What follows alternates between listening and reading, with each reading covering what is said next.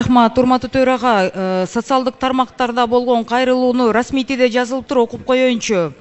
Мы, гидрологи, проводим мониторинг ледника Адыгене, ледниковых глав озер и процесса формирования реки Адыгене, одного из ключевых горных притоков реки Аларча.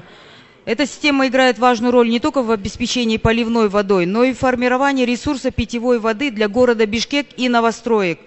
На территории нашей страны функционируют всего 2 научные станции, которые занимаются исследованием ледников и высокогорных озер. Одна из них, это наша станция, построена при поддержке чешского правительства.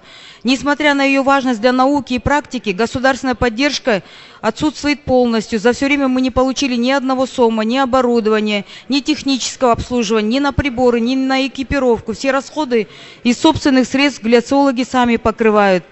И почему мы обращаемся? Вандализм средь бела дня происходит. С каждым годом ситуация становится тяжелее. Наша станция регулярно подвергается вандализму. Люди, называющиеся туристами, взламывают замки, разрушают двери, воруют наши вещи. И в этом году разбили окна, унесли даже личные теплые вещи. Все, что там делается, мусор, мы за свой счет все это убираем, приводим в порядок. Самое интересное, что это единственная станция на Северном Тяньшане. Если она будет разрушена, мы же очень много говорим о ледниках. Пожалуйста, обратите на это внимание. Сураныч, урматтуу төрага, ушундай кайрылууларды мындай көңүл бурбаш, калтырбаш керек. Көңүл буруп, өкмөт реакция кылыш керек. Рахмат.